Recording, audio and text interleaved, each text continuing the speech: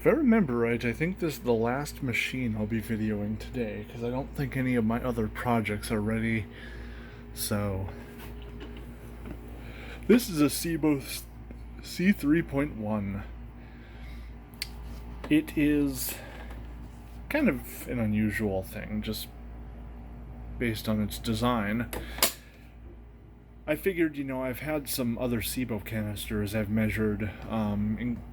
It's like I have done my own D4, which I no longer have. Of course, I never videoed that because I wasn't making videos back then. I've done my friend's E3, K3 at the vacuum shop, and I figured, I've never seen a C3, or at least never used one before I got this one, so I figured, why don't I pick this up and see what they're about? Because I know a few other collectors have said, these things had a huge motor in them, and that's not true. It's only about 5.5 inches in diameter, so not really huge. I was expecting something around, a 6-inch or something like that, but nah, that wasn't the case. But it's still kind of an interesting unit. So it actually uses the same bag as the G series, the X series, and the 370. So we have the bag, and then we have a pre-motor filter down here, which leads into the motor, which sits about right here. And then from there, it exhausts over here, where we have the post-motor filter.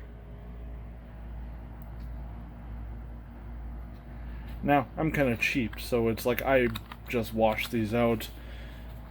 I mean, I know you're not supposed to do that, but I figured, I have a spin dryer, and that tends to get most of the moisture out, so things turn out okay. Oh! Ooh. And then, like any air belt, if you guys aren't familiar with them, the exhaust then actually goes, it exhausts around this cloth cover on the outside, rather than from any one point, although a good chunk of it does come out from over here, this being the closest to the filter. So, let's get this back into place. That's back into place. And then I think the C3.1 has come with at least 3 different heads.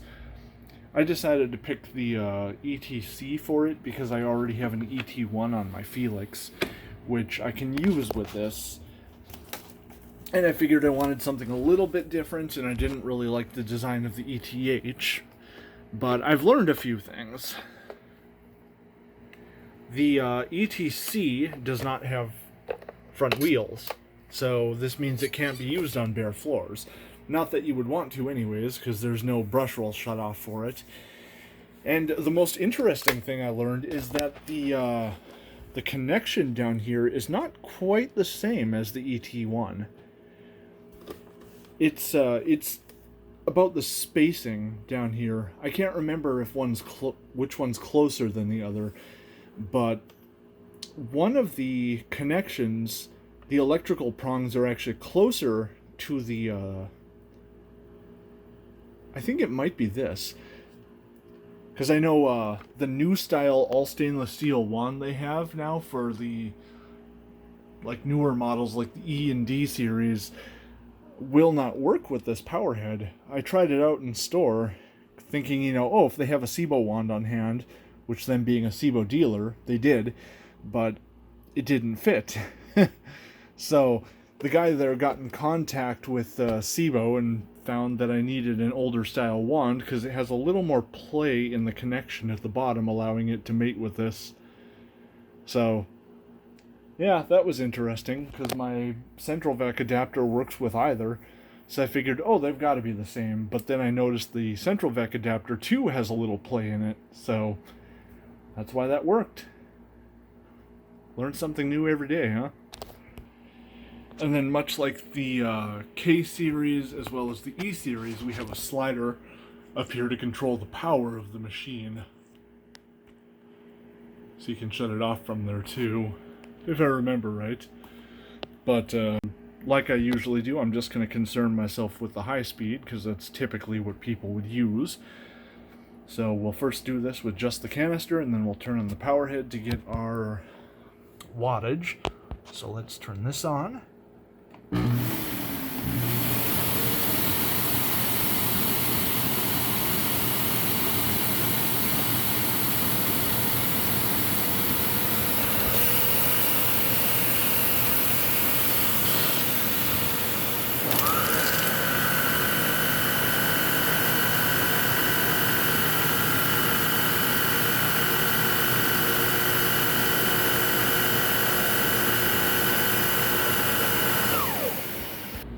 And then we'll start off with some base measurements here. Since we can run this one without the hose on it, it'll just run at high speed.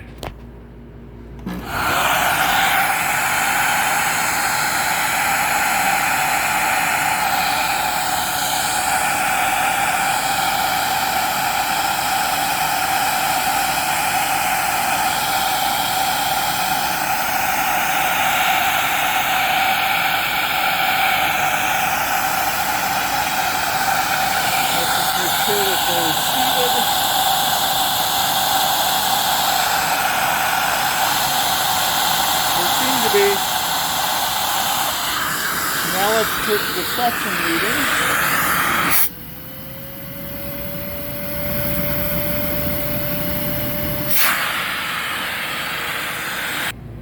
Yeah, that hose on-off switch is going to be quite handy here.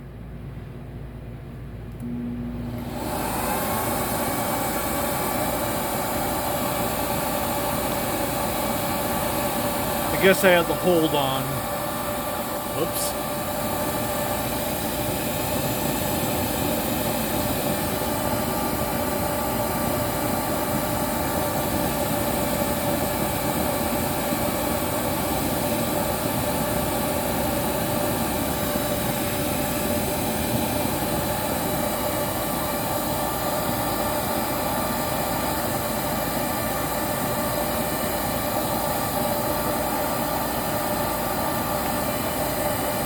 Make sure I'm all the way up.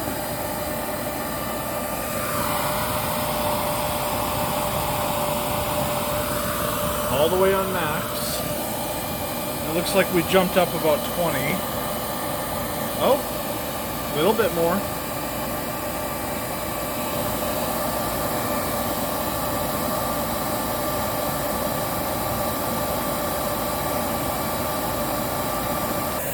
Now hose suction.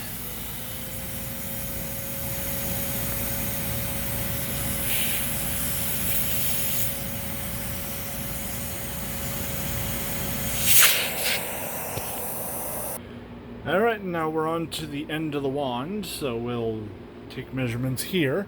We've got that pesky square hole covered up.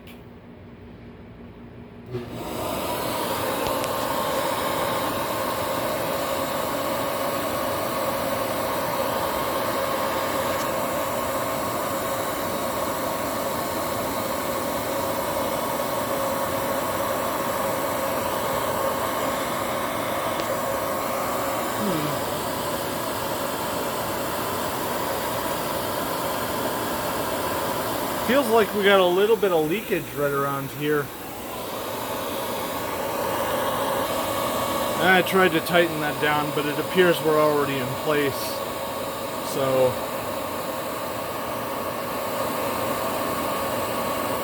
kind of seems to be all we're going to get from it. And then let's take suction at the wand. Yeah, we clearly have dropped down some, because we got leakage right here where it joins, and we definitely have leakage up here. But, you know, that's kind of to be expected. And as mentioned earlier, there is no on-off for this nozzle, so we will only be doing it with the brush roll on. So, let's begin.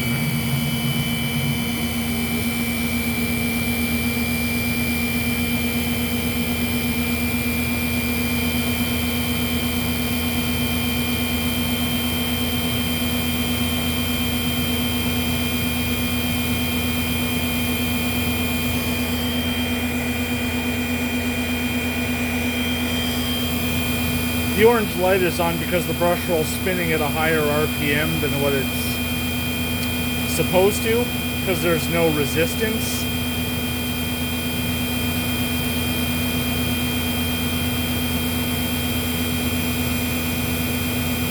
We do seem to be holding steady here.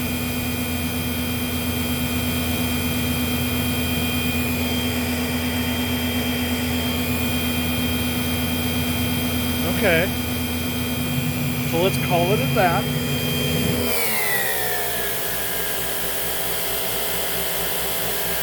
Pretty decent nozzle suction.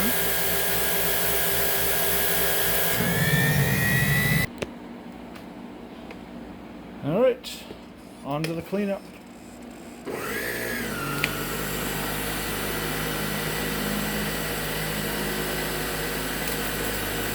Really not much for agitation here. And I think a big part of that is we have no height adjustment. So without a height adjustment, it can't really, it doesn't really have a chance to lift and then push the carpet. Otherwise it might produce some. I'm actually not huge on the ETC head, especially for pile carpets. I mean, yeah, they're pretty easy to work on and they're great for the commercial environment. But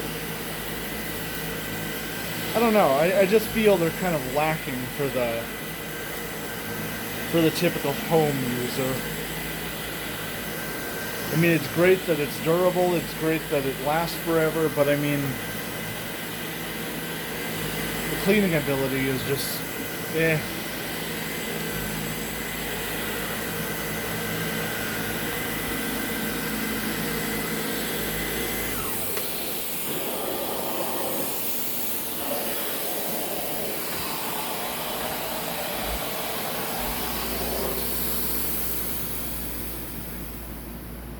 Let's shut that off. But yeah, definitely an unusual design for a canister. I'm still not super fond of this kind of offset hose, but I mean, it does follow better than I expected. I always kind of thought it would drag funny.